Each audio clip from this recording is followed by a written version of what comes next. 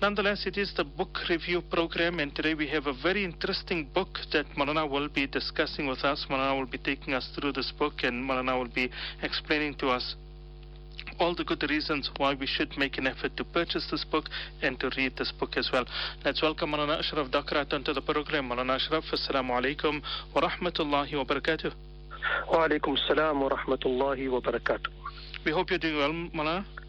Allah's fazal, alhamdulillah. Alhamdulillah, that is good and that is great to hear. The book that Maulana will be focusing on today, Suffering and Adverse Conditions, Divine Reasons and Outward Causes of Suffering from the Blessed Quran and the Noble Hadith. The book is printed by the Jamia al-Ulum al-Islamiyya, and Maulana is going to take us through that book. Now, Maulana, with regards to this particular book, what does the author, who is Maulana Ismail Budania Sahab, what does he tell us? Why has the author chosen to write on this particular topic? Well, Maulana, I think you would agree that a topic such as this is very timely. Most certainly. We all know the tremendous suffering experience in the world, and perhaps the author says that, look, we need to, from an Islamic perspective, provide a understanding of this suffering that is experienced in this world.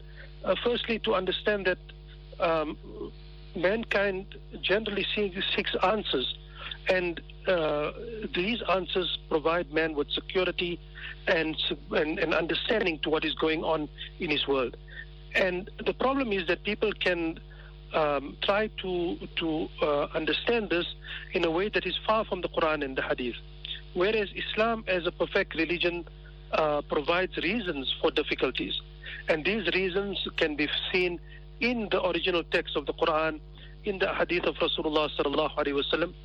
And this encourages then to view adversity in terms of this dunya, but also in terms of the hereafter. And with this type of foundation, a person's strength, a person's iman is strengthened, and also a person comes to realize Allah subhanahu wa ta'ala's taqdeer and divine decree, and as it operates in one's life.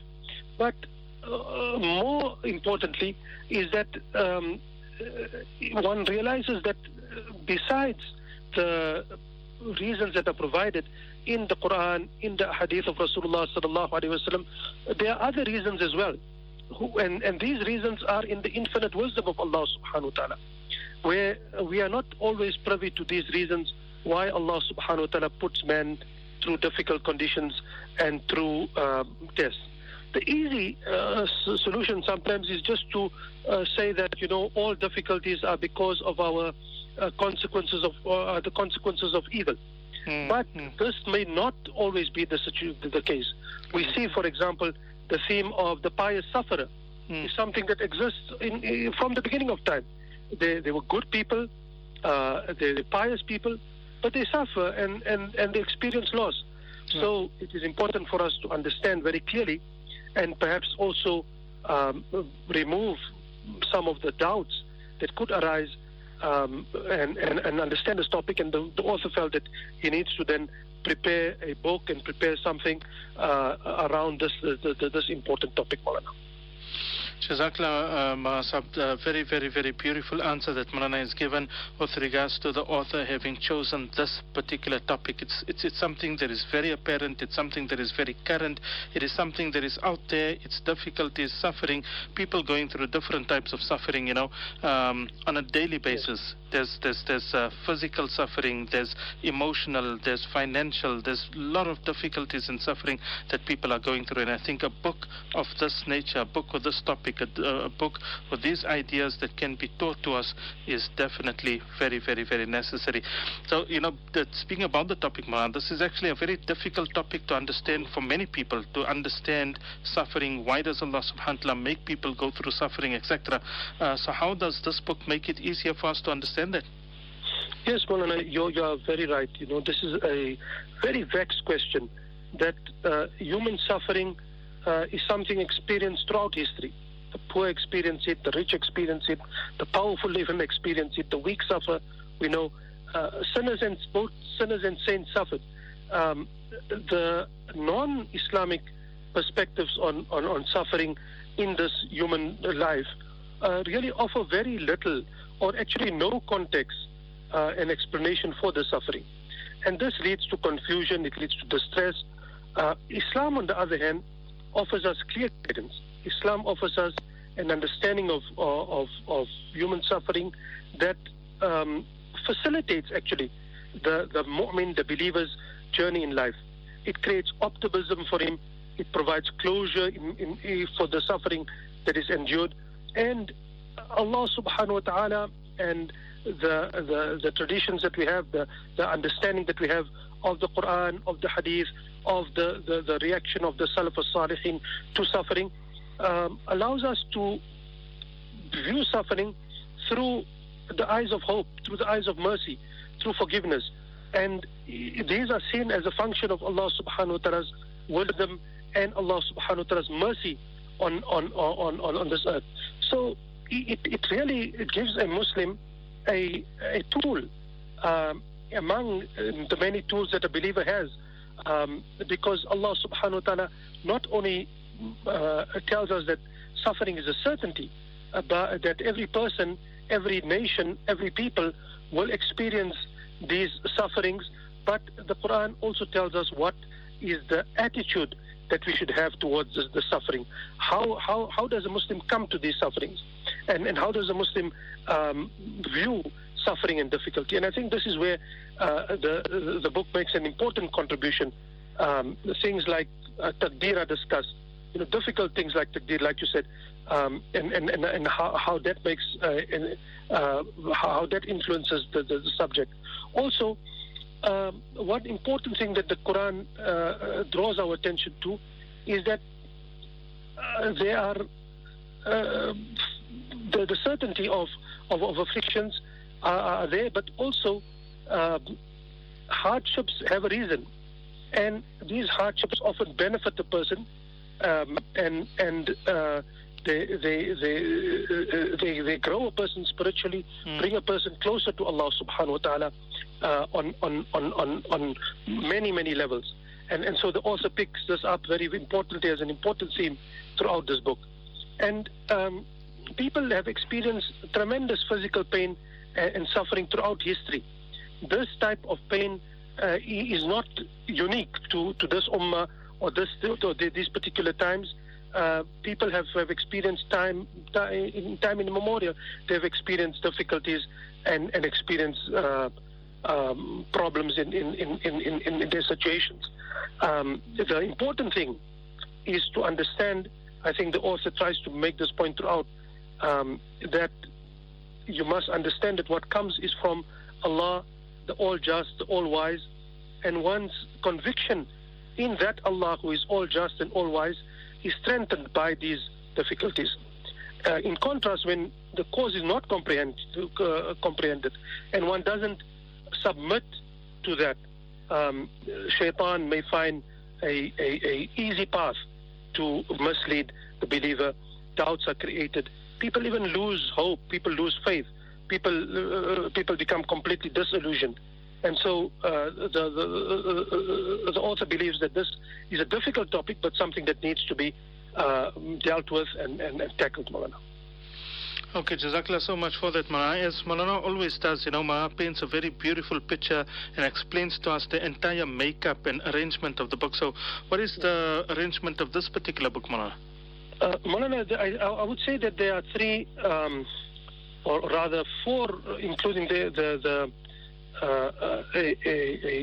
introductory section on that we could call perhaps the introductory matter. Here he deals with four sections. The one is, are afflictions in this world a certainty? And then the second topic, the actual reality of mankind's sin and suffering. And really there, the important point that is made is that if Allah subhanahu wa ta'ala were to actually punish us for all that we do in this world, the entire mankind would be destroyed, as Allah subhanahu wa ta'ala tells us in the Quran. So what we experience is only a fraction of really our wrongdoing that we experience, that we see in this world. And then the author, in the third section, has what he calls types of suffering. And like you had already alluded to, Maulana, he refers to two types of suffering: the physical suffering that people can experience, and also then the emotional suffering the people experience. And then he introduces a section under a title, Divine Reasons for Human Suffering. And what follows then for the rest of the book are 45 reasons for divine human suffering, at least divine reasons for human suffering. Mm-hmm. And this is quite an detailed type of treatment of these subjects, and also some of the things that we perhaps have not crossed our mind before are listed here, Maulana. Subhanallah. Jazakallah so much for that, Ma. We always appreciate the fact that Maulana, doesn't just give us an outline of the book, but even, the arrangement of the book also, Maulana takes his time and explains that to us as well. Now, Ma, taking us through the actual book itself, yes. Having read the book, what would Maulana tell us, what are some of the reasons for suffering and adverse conditions as has been identified and mentioned by the author? So I think that the author, although he doesn't arrange it in that manner, refers to some positive type of reasons, perhaps we can call them positive types of reasons that can be identified for suffering.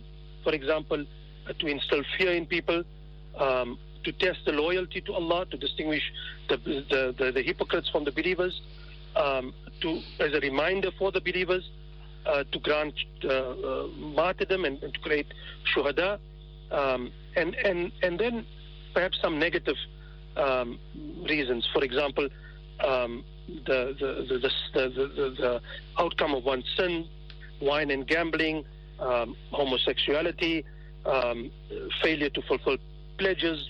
All of these are listed, and as I said, there's 45 of them. But there are some that are positive, perhaps we can identify as things like piety, to nurture a person. Allah subhanahu wa ta'ala wants to grow a person, and others that are perhaps negative. The author does not put them into separate sections, but lists them in no particular order or no particular arrangement. Perhaps that is something that could have been done differently in the book, Maulana. Okay, and Maulana, what about the sources? What sources has the author, Maulana Ismail Budania, what sources has he used to compile this book? Yes, so what is quite interesting about the book is that Maulana relies on the reliable tafasir and referring to the ahadith and remains close to those. I think he has, on every page almost, one can see a list of books that he's referred to. And he has used some of the most important tafasir, and also approached these and managed to summarize them and provide us the most important aspects and most important points that are relevant to this topic from these verses that he has cited. So we find extensive use of original sources without really simply, just quoting them or citing them verbatim. Maulana has, in his own words, given us the gist of what is mentioned there. And I think what is important about this book is that it is a fresh look into a topic. Maulana has really applied his mind very carefully to be able to identify what is perhaps spread out in many, many places in the Quran, in the Hadith. Maulana has been able to put them together here for us in one place very carefully. Okay, Jazakallah for that as well, Maulana. Now, suffering, this, as we said right in the beginning, there's unfortunately a lot of suffering, a lot of adverse conditions in the world. So, you'd think a book like this would probably be very lengthy. How many pages does this book comprise of? Maulana, this book is all of 211 pages. That is an easy read. The print is very clear. I don't think it will be difficult for anybody. It's accessible. The writing style is also easy to follow, and I'm sure people will appreciate it. The ayat of the Quran are given in Arabic whenever necessary. The hadith are quoted also in Arabic from time to time, and I think that the presentation is also quite acceptable and makes for an attractive book all in all, Maulana. Jazakallah so much for that. Ma, on the cover of the book that I see, the Jamia al-Ulum al-Islamiyya, Suffering and Adverse Conditions, I see it's part 1, meaning that there's going to be other parts to this book as well, it seems. It seems so, Maulana, but there's nothing to indicate to that, as unless I'm missing something, but there's nothing to indicate to that in the introduction. So we look for the second part. We look out for the second part, Maulana, and I'm sure that this is a topic that can't be exhausted simply in one book. The author perhaps will identify another angle or another aspect of this topic, and perhaps there's something in forthcoming, Maulana. Okay, Jazakallah so much for that, Ma. Finally, this book, where is it available from, and any idea on the price of it? So I don't have a price yet for you, Maulana, but the book is available from the Jamia al-Ulum al-Islamiyya, and they can be contacted at 011 373 8041.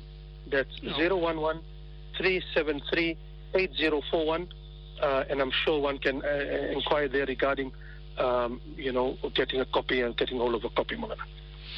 Jazakallah so much for that, Maulana. Allah subhanahu wa ta'ala reward you for your time and for explaining to us this entire book.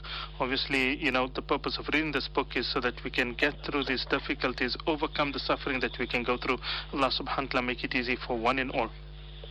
I mean, Maulana, if I can just read the blurb at the back of the book. Humankind have faced difficulties regardless of their financial or social standing. The wealthy, the poor, young and old, famous and unknown, devout and disobedient, have all faced adversity. Adversity may manifest as a physical ailment during outwardly benevolent circumstances. Many survive the distress, while others succumb as a result of the anguish. This book, based on the Quran and Hadith, shows how the comprehensive religion of Islam sheds light on various causes of such conditions and serves as closure, encouragement, and a warning to the believers. The title of the book again, Suffering and Adverse Conditions, Part 1, Divine Reasons and Outward Causes of Suffering from the Blessed Quran and Noble Hadith, prepared at the Jamia al-Ulum al-Islamiyya by Maulana Ismail Budania. Jazakallah so much for that, Maulana. It's always very, very interesting and beautiful to listen to you and, to understand the biography and the different things going on in these beautiful books that have been written for our benefit. Jazakallah so much for your time this morning, Maulana. Ameen. Jazakumullah. Assalamu alaikum wa rahmatullah.